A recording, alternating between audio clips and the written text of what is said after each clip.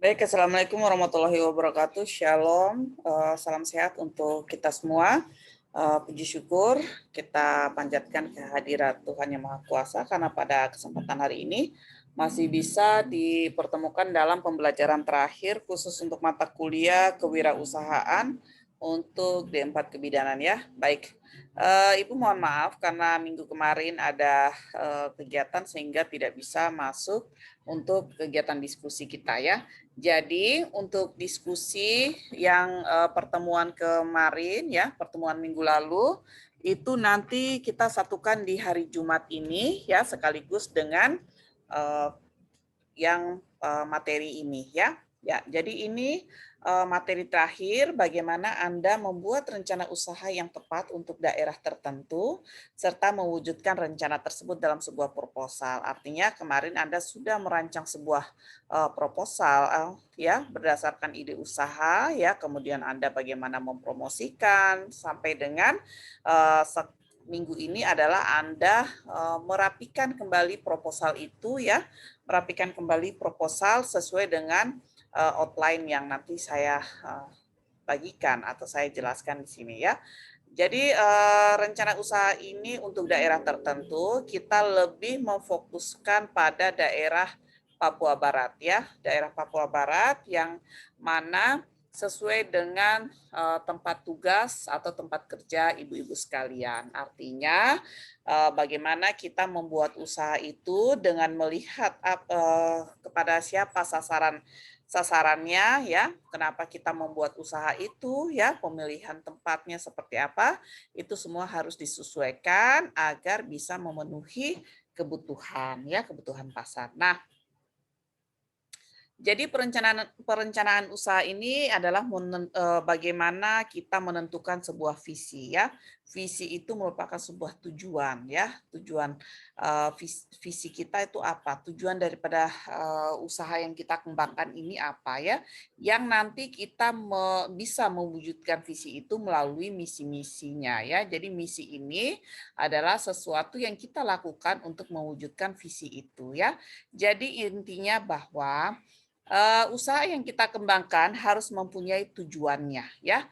Tujuannya ini untuk apa ya, kemudian sasarannya kepada siapa, apakah kepada ibu hamil, apakah kepada ibu, apakah kepada bayi baru lahir ya, kemudian um, target pasar kita untuk siapa ya, untuk masyarakat seperti apa, masyarakat ekonomi menengah ke bawah kah, atau menengah ke atas kah ya, kemudian strateginya, bagaimana strategi kita memasarkan, bagaimana kita memasarkan usaha ini ya, bagaimana kita menjual produk kita, bagaimana nanti kita mengembangkan ya, mengembangkan usaha ini, bagaimana kerjasama yang akan kita lakukan, itu semua sudah harus dibuat dalam sebuah perencanaan usaha ya, kebijakan-kebijakan, prosedur, aturan ya yang sudah kita bicarakan pada pertemuan-pertemuan yang lalu. Aturan di sini ya yang termasuk dalam etik dan moral ya. Aturan dalam usaha kita itu seperti apa? Etik kita ya sesuai dengan moral, kemudian berapa anggaran yang diperlukan ya. Ini semua harus ada atau harus tertuang dalam sebuah perencanaan usaha. Jadi perencanaan usaha ini ya, nah tadi saya katakan bahwa visi itu masa depan perusahaan yang akan kita lakukan ya, masa depannya, tujuan ke depannya itu apa. Nah misi ya, misi ini adalah tadi bahwa bagaimana kita membuat trik, membuat langkah apa ya, kegiatan apa yang bisa menunjang atau membuat visi itu, mencapai visi itu ya. Kemudian apa yang ingin kita capai dari usaha ini ya. Jadi artinya bahwa usaha ini tidak stagnan, tidak di tempat dari tahun ke tahun begitu saja. Tapi tujuan kita seperti apa? Seperti apa yang mau kita capai? Apakah secara tingkat daerah saja atau mau kita kembangkan nanti secara nasional ya? Itu harus kita jelaskan ya. Nah, strategi yang akan ditempuh ini ya, bagaimana kita mempunyai cara, metode untuk mencapai tujuannya ya. Ini kita harus melibatkan semua sumber daya manusia ya, sumber daya yang ada di sekitar masyarakat ya. Ini harus kita gunakan, kita harus membuat suatu strategi agar usaha yang kita jalani ini ya bisa bisa, terus berkembang ya, terus berkembang dan, tidak mengalami penurunan gitu. Kemudian ada kebijakan, kebijakan yaitu, pedoman umum pembuat keputusan ya, kebijakan-kebijakan di sini seperti apa ya, Mmm, artinya bahwa begini, misalnya kita membuat, usaha, praktek mandiri bidan ya. Nah, kebijakan yang ada harus sesuai dengan misalnya adanya kebijakan pemerintah ya, kemudian berhubungan dengan kewenangan ya, kewenangan bidan. Ini harus kita pahami bahwa misalnya dengan kasus yang sudah bukan, levelnya di praktek mandiri bidan, berarti itu kita sudah harus melakukan rujukan dengan baik. Rujukannya ini kemana kita melakukan rujukannya? Oh, rujukannya harus ke rumah sakit A, harus ke rumah sakit B ya. Itu sudah harus ada dalam sebuah pedoman ya, sebuah pedoman, makanya kemarin saya katakan bahwa untuk usaha jasa itu kita harus mempunyai SOP ya, kita harus mempunyai SOP.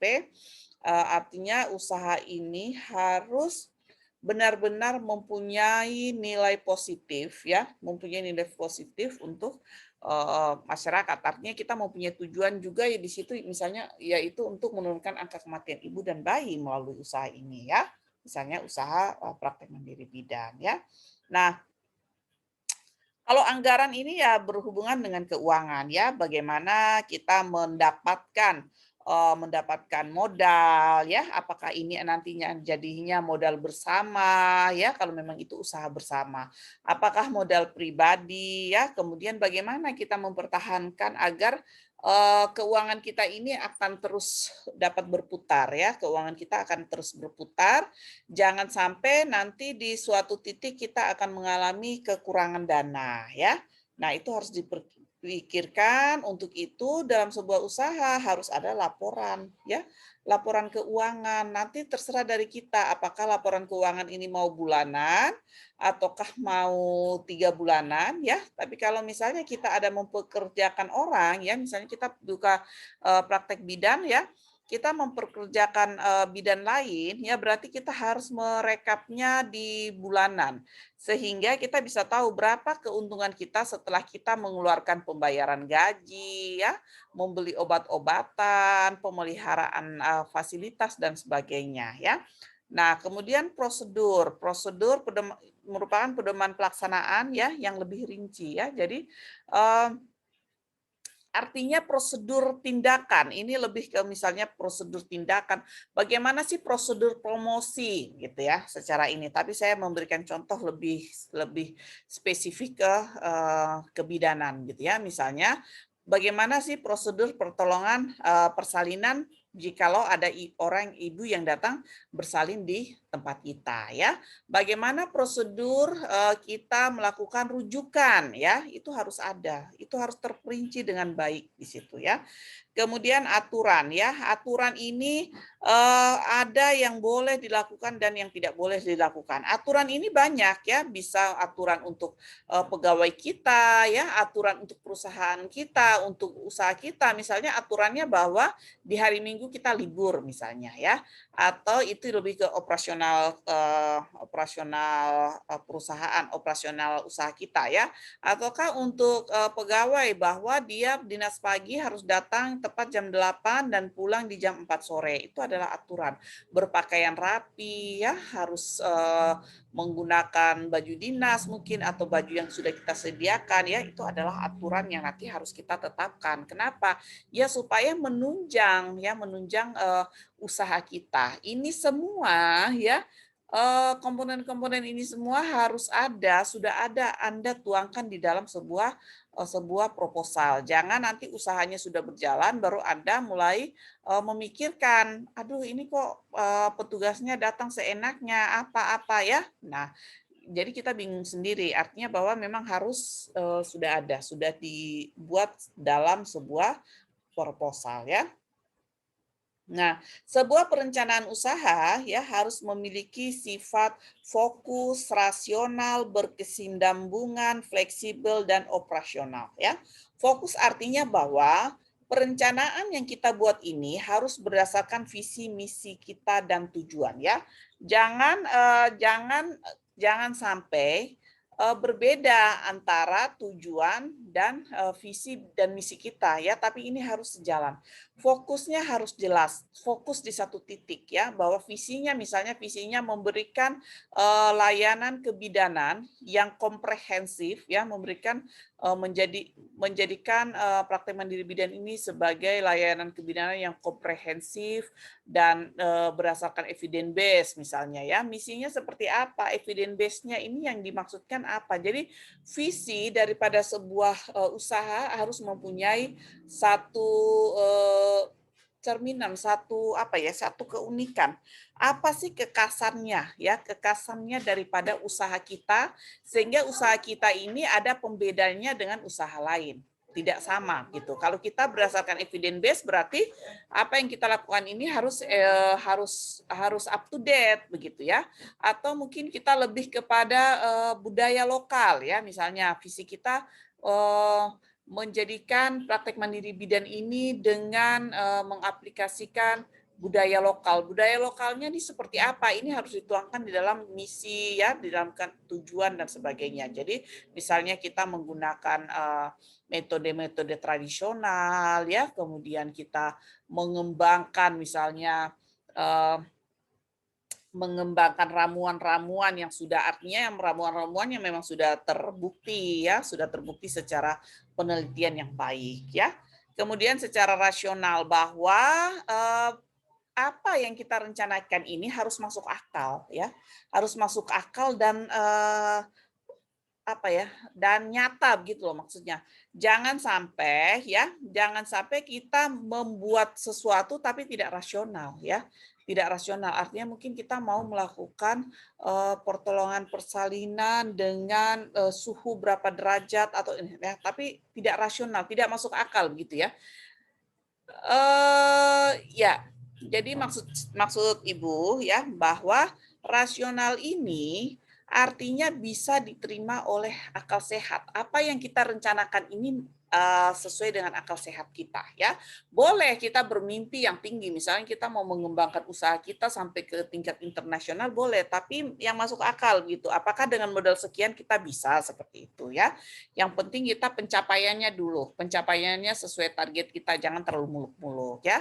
Kemudian berkesinambungan, artinya terus bersambung, artinya tidak ada putus-putusnya ya. Bagaimana kita membuat rencana usaha kita di masa 5 tahun ini, kemudian di 10 tahun ke depan itu seperti apa ya, apa yang kita inginkan harus seperti itu ya.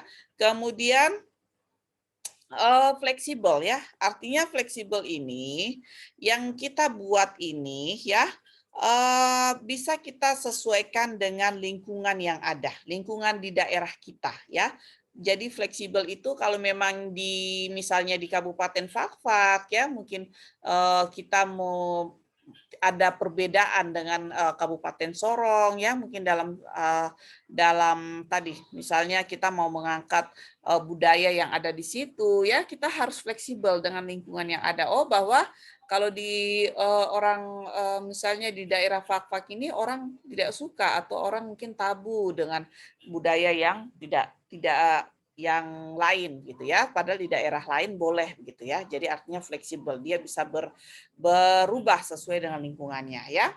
Nah, kira-kira seperti itu bagaimana kita membuat sebuah perencanaan usaha ya. Artinya dia harus rasional, harus operasional, harus faktual, artinya harus nyata, masuk di akal sehat dan kita harus fokus ya. Nah, untuk proposal usaha ya, proposal usaha ini merupakan suatu dokumen karena kita berbicara sebuah proposal berarti itu sudah harus dituangkan dalam sebuah penulisan ya. Sebuah penulisan ya dokumen tertulis ya mengenai bagaimana perencanaan usaha yang kita punya ya, yang bisa kita ajukan kepada pihak pemodal atau perbankan ya. Misalnya kita mau meminta dana, meminta bantuan dana untuk kredit usaha dan sebagainya, maka kita harus punya harus membuat proposal ini ya. Atau kita mungkin mau minta bantuan kepada pemerintah, LSM dan sebagainya, harus ada proposal. Proposal ini harus mencakup yang tadi sudah saya jelaskan. Bagaimana sikapnya di dalam, bagaimana isinya ya. Itu harus ada di dalam sehingga pemodal atau penilai yang orang yang kita mintakan modal ini dia bisa melihat secara jelas. Oh iya, ternyata usaha yang diajukan ini benar-benar masuk akal ya. Ini bagus kalau dilakukan di Sorong ini karena di Sorong ini belum ada baby spa. Jadi peluangnya besar, masyarakat butuh banyak ya. Kemudian ini masuk akal loh kalau dilakukan di sini ya. Dan pemodal akan tertarik untuk membantu kita dalam keuangan ya. Nah, beberapa unsur yang harus ada dalam proposal ya, ini adalah beberapa unsur yang harus ada di proposal. Kurang lebih di dalam proposal itu harus ada ringkasan pelaksanaan ya. Ringkasan proposal ini seperti apa ya, latar belakangnya, tujuan ya, itu harus ada di dalam ringkasan. Ringkasannya tidak usah terlalu banyak ya. Ringkasan ini kurang lebih 200 sampai 250 kata saja. Kemudian profil usaha harus ada, profil usahanya. Siapa usaha ini bergerak di bidang apa, siapa yang pemimpinnya ya, struktur organisasinya ya, itu harus ada. Kemudian bagaimana strategi usaha yang tadi sudah saya jelaskan. Bagaimana strategi penjualan, bagaimana strategi mulai dari strategi promosi, penjualan ya, kemudian distribusinya seperti apa itu harus dijelaskan. Kemudian produk dan jasa. Apa yang kita jual ya? Kalau kita menjual dalam bentuk produk, misalnya dalam bentuk makanan, dalam bentuk apa ya? Bahan kecantikan mungkin ya. Nah, itu produknya seperti apa? Apa produknya, isinya apa, komposisinya apa, dibuat dari apa, ya, berapa masa expirednya ya. Nah, kalau kita dalam bentuk jasa, jasa apa yang kita berikan ya? Jasa pertolongan pemijatan bayi kah ya, jasa yoga kah, terserah ya jasanya apa. Seperti apa jasa ini, siapa yang memberikan ya, siapa ini kan yang mengajari ya, yang menjadi tutor gitu ya. Kalau kita membuat yoga, kemudian kapan sih dilakukan itu harus ada di situ ya.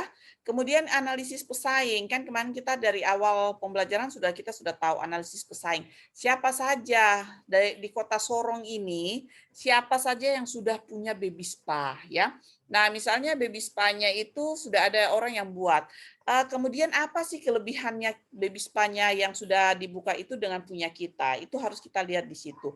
Sehingga kita bisa membuat inovasi baru yang membedakan antara baby spa-nya kita dengan yang sudah ada.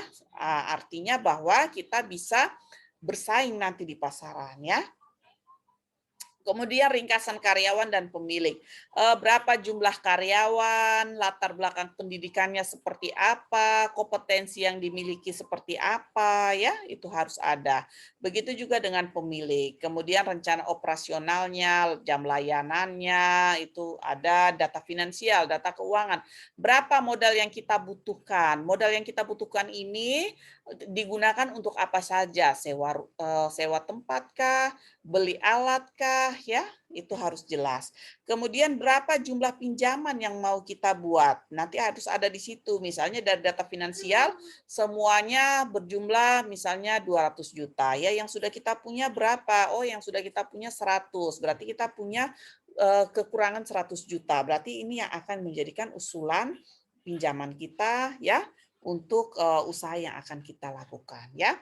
Nah, ini juga beberapa bentuk yang tadi bentuk pertama yang ada di dalam sebuah proposal usaha ya.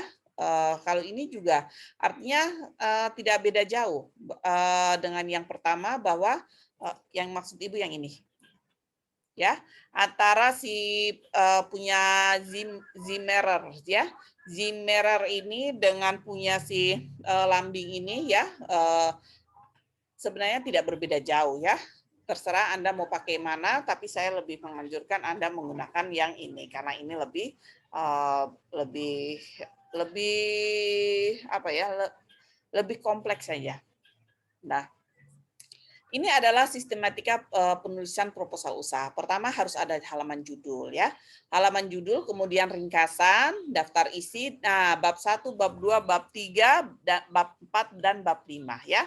Bab 1 itu deskripsi perusahaan. Di dalamnya ada deskripsi umum perusahaan, riwayat ya.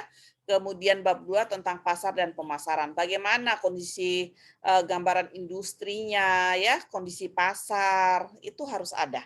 Kemudian aspek produksi dan aspek keuangan. Nanti Anda lihat ya, dan juga harus ada daftar rujukan. Ibu rasa itu yang bisa Ibu jelaskan. Nanti Anda bisa melihat kembali PowerPoint-nya. Tugas Anda membuat resitasi untuk mata kuliah untuk yang tadi sudah saya jelaskan ya, bagaimana kita membuat suatu proposal usaha ya, membuat suatu proposal usaha sesuai dengan daerah kita ya. Anda boleh mengirimkan di mengajar2021@gmail.com. Saya tidak menerima kalau waktunya lebih dari jam mengajar kita di hari Senin ini ya. Jadi sebelum jam mengajar saya selesai, sudah harus selesai. Nah, untuk tugas kelompok, sama di hari Senin ini juga, Anda lanjutkan kelompok 4 yang kemarin, kemudian karena Anda sudah membuat proposal usaha di pertemuan lalu, silakan Anda merapikan sesuai dengan sistematika penulisan laporan yang sudah saya buat ya. Saya menganjurkan Anda menggunakan yang sistematika sesuai dengan Zimmerer ya. Di situ karena itu lebih lengkap, ada 5 bab di situ, Anda sesuaikan penulisannya seperti itu. Kemudian Anda kirimkan ke mengajar ya @gmail.com. Nanti di hari Jumat ya, di hari Jumat kita akan sekaligus diskusi untuk pertemuan lalu ya, pertemuan lalu dan juga pertemuan saat ini ya, sehingga secara secara ini ya, secara jadwal pembelajaran waktu kita tepat untuk pertemuan kita pada mata kuliah kewirausahaan. Demikian yang bisa Ibu sampaikan. Kurang dan lebih saya mohon maaf. Wassalamualaikum warahmatullahi wabarakatuh. Shalom dan selamat siang, sore ya. Dan selamat mengerjakan tugas.